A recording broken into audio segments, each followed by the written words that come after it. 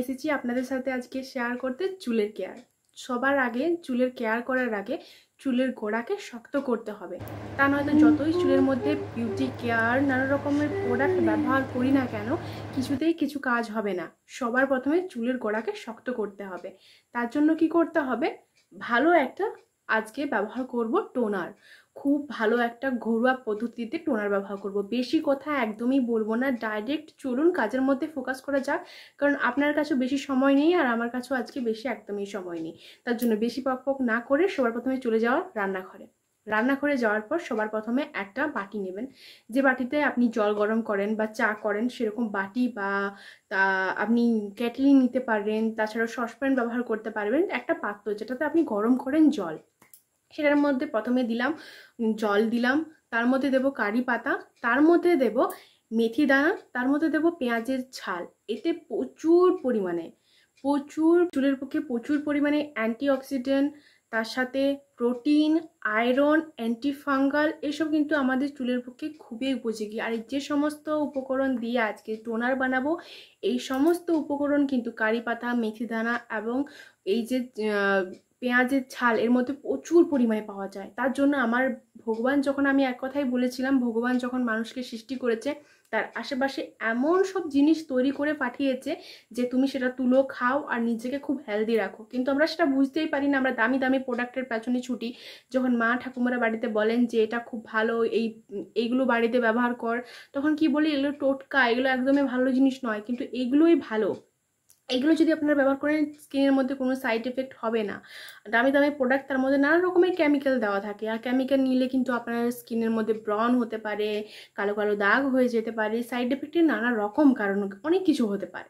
তার জন্য এই যে টোনারটা আমি আজকে বাড়িতে বানাচ্ছি এর কোনো সাইড এফেক্ট কিছু হবে না। প্রচুর পরিমাণে নানা রকমের উপাদানে ভরপুর, যা আপনার চুলের গোড়াকে খুব স্ট্রং করবে এবং রক্ত সঞ্চালনতা করবে। মানে চুলের মধ্যে যে রক্ত যদি প্রচুর পরিমাণে সঞ্চালনতা না হয় তাহলে কিন্তু আপনার চুল একদমই গ্রোথ হবে না, নতুন চুল গজাবে না। যে চুলগুলো পড়ে যাচ্ছে তাদেরকে পড়া বন্ধ করা যাবে না। তার জন্য সবার প্রথমে কিন্তু চুলের গোড়াকে মজবুত করার প্রচুর পরিমাণে প্রয়োজন। তার জন্য আজকে একটা টোনার ব্যবহার করব।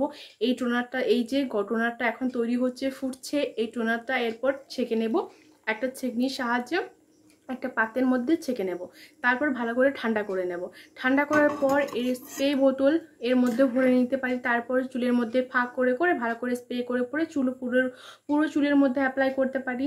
তাছাড়াও আমরা একটা ডোপার নিতে পারি, যার সাহায্যে পুরো স্ক্যাল্পের মধ্যে অ্যাপ্লাই করতে পারি। তাছাড়াও আপনারা নিতে পারেন তুলোর সাহায্যে পুরো চুলের মধ্যে ভালো করে ড্যাপ করে পুরো চুলের মধ্যে অ্যাপ্লাই করতে পারেন। তাছাড়াও যদি এইসব উপকরণ আপনার বাড়িতে না থেকে থাকে, আপনি হাতে ভালোভাবে যেরকমভাবে তেল ম্যাসাজ করেন হাতে নিয়ে ভালোভাবে স্ক্যাল্পের মধ্যে মধ্যে ভালো করে অ্যাপ্লাই করুন। দেখুন কতটা সুন্দর একটা, মানে চুলকে মজবুত করছে, কতটা ভালো উপাদান আপনার খুব একটা খেয়াল রাখছে চুলের পক্ষে। আপনি দেখেই অবাক হয়ে যেতে পারেন যে আমার চুল কিন্তু অনেকটা আগের থেকে ভালো হয়েছে, অনেকটা স্ট্রং হয়েছে, অনেকটা লং হতে সাহায্য করছে। এগুলো কিন্তু একটা খুব ভালো টোনার। আর আপনাদের আমি একটা ভিডিওতে বলেছিলাম যে ডাইরেক্ট শ্যাম্পু একদম স্ক্যাল্পের মধ্যে ব্যবহার করবেন না, কারণ কি শ্যাম্পুর মধ্যে নানা রকম কেমিক্যাল দেওয়া থাকে। এখনকার দিনে কিছু না কিছু কারণের জন্যই আমাদের কিন্তু চুল উঠছে, চুল পড়ছে। আর তার জন্য আমি বলতে চাইছি আপনারা ডাইরেক্ট চুলের মধ্যে কিন্তু শ্যাম্পু ব্যবহার করবেন না, জল কিংবা কোনো টোনার। এই যে আজকে যে টোনারটা বানালাম বাড়িতে, এই টোনারের মধ্যে কিন্তু শ্যাম্পুটাকে দিয়ে ভালো করে গুলে তারপর আপনারা চুলের মধ্যে ঢেলে ঢেলে ভালো করে ধুয়ে নিন। চুলটাকে ভালো করে ধোয়ার প্রয়োজন, এত পরিমাণে জাম্পি করার কোনো প্রয়োজন নেই। ভালো করে ধুয়ে নিন। যারা প্রতিদিন প্রায় শ্যাম্পু করেন তাদের কথা বলছি। আর যারা সপ্তাহে 2বার শ্যাম্পু করেন তারা শ্যাম্পু করার সময় অবশ্যই ভালো করে চুলটাকে মাসাজ করবেন। তাছাড়া চুলের মধ্যে যে নোংরাগুলো থেকে থাকে সেগুলো কিন্তু ভালোভাবে যাবে না। স্ক্যাল্প যদি নোংরা থাকে তাহলে কিন্তু চুল ওঠার সম্ভাবনা অনেকটাখানি বেড়ে যায়। তার জন্য যারা প্রতিদিন প্রায় শ্যাম্পু করতে চান, যাদের প্রতিদিন মনে হয় যে একটু শ্যাম্পু করলে ভালো হয়, তারা কিন্তু এরকমভাবে টোনার ব্যবহার করতে পারেন।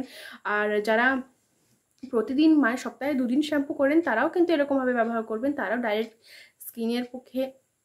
ডাইরেক্ট স্ক্যাল্পের পক্ষে অ্যাপ্লাই করবেন না, কারণ এগুলো প্রচুর পরিমাণে ক্ষতিগ্রস্ত হয় আপনার হেয়ার এবং হেয়ারের স্ক্যাল্প। আর সবার আগে একটা কথা বলি, চুল কিন্তু অনেক রকমের টেনশনের ফলেও চুল কিন্তু পড়ে যায়। তাই টেনশন একদমই কিছু করবেন না। আর প্রচুর পরিমাণে জল খান। জল খেলে কিন্তু আপনার যে আপনার যে শরীরের মধ্যে একটা গ্লো করবে, আপনার চুল গোড়া কিন্তু অনেকটা শক্ত হবে, অনেকটা মজবুত হবে, আপনি হাত দিয়ে টানলেও কিন্তু সেই চুলটা পড়বে না। আর চুলের গোড়া যদি মজবুত না থাকে কিন্তু আপনি হাত দিয়ে টানলে সেটা ঝরে পড়বে। সেরকম চুল হলে কিন্তু আপনি কিছুতেই তাকে যত্ন করতে পারবেন না বা কিছু দামি প্রোডাক্টও অ্যাপ্লাই করতে পারবেন না। কারণ কি আপনি রিস্ক নিয়ে দামি প্রোডাক্ট অ্যাপ্লাই করবেন, হয়তো দেখা গেলো যে আপনার চুল ছিঁড়ে গেল, পড়ে যাচ্ছে, দুর্বল হয়ে যাচ্ছে, আপনার যে প্রোডাক্ট সেটাও কিন্তু বৃথা যাবে, অথচ আপনার মাঝখান থেকে চুলটা অনেকটা খানি ক্ষতিগ্রস্ত হবে। তার জন্য কিন্তু সবার আগে কোনো কিছু ব্যবহার করার আগে একবারে অবশ্যই শ্যাম্পুর গায়ে যে নানা রকম কেমিক্যাল দেওয়া থাকে, কি কি দেওয়া আছে না আছে সেটা কিন্তু অবশ্যই পড়ে একবার ব্যবহার করবেন।